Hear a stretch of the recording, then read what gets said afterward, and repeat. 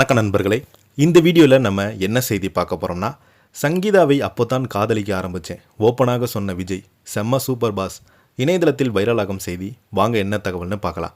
முதன்முறையாக நம்ம சேனலை பார்க்குறீங்கன்னா சப்ஸ்கிரைப் பண்ணாதவங்கள சப்ஸ்கிரைப் பண்ணிக்கோங்க. பெல் பட்டன் சிம்லமைக்கி நம்ம சேனலோட நோட்டிஃபிகேஷனை எனபிள் பண்ணிக்கோங்க. நாங்கள் போடுற வீடியோ எல்லாமே உங்களுக்கு உடனுக்குடனே வந்து சேரும். வாங்க என்ன தகவல்னு பார்க்கலாம்.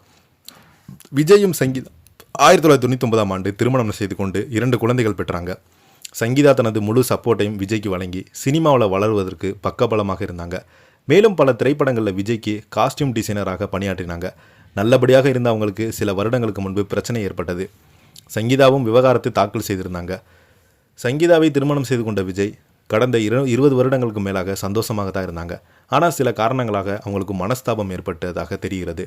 ஒரு கட்டத்தில் ஓவர் டென்ஷனான சங்கீதா செங்கல்பட்டு குடும்ப நீதிமன்றத்தில் மனு ஒன்றை தாக்கல் செய்தாங்க. அந்த மனுவில் விஜய் என்ன உணர்வு ரீதியாக பிரிந்து 5 வருடங்கள் ஆகிவிட்டது. அவர் இன்னொரு நடிகையுடன் திருமணத்தை மீறி தொடர்பில் இருக்கிறார் என்றும், அதை நான் கண்டித்த போது என்னை வெளியே சுதந்திரமாக நடமாட விடாமல் தடுத்தார் என்றும், பொருளாதாரத்தை முடக்கினார் என்றும், நடிகையும் விஜயும் சேர்ந்து வெளிநாடுகளுக்கு சென்றாங்க என்றும், அப்போது எடுக்கப்பட்ட புகைப்படங்கள் அந்த நடிகை பொதுவெளியில் பகிர்ந்தாங்க.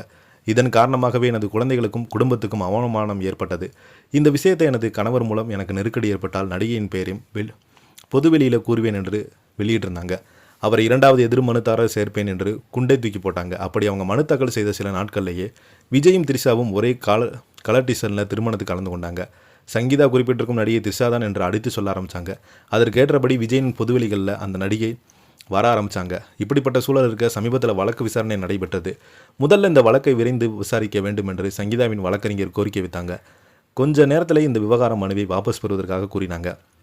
இதனை பார்த்து உற்சாகமடைந்த விஜய் ரசிகர்கள் அண்ணனும் அண்ணியும் சேரப்போகிறாங்க. ஆகஸ்ட் 14ஆம் தேதி விஜய் கொடியேற்றும் போது சங்கீதா கண்டிப்பாக வருவாங்க என கணித்தாங்க.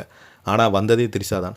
அதை பார்த்து மேற்கொண்ட நொந்த விர்ச்சுவல் வாரியர்ஸ் த்ரிஷாவை கண்டிக்கவும் செய்தாங்க. இந்த நிலையில் விஜயின் த்ரோபேக் பேட்டி ஒன்று திடீரென சோசியல் மீடியாவில் ட்ரெண்டானது. அந்த பேட்டியில் அவங்க காதல் என்பது எப்போதுமே அழகான உணர்வு, எனக்கும் சங்கீதாக்கும் திருமணம் நடக்கப் போகிறது என்று முடிவானது.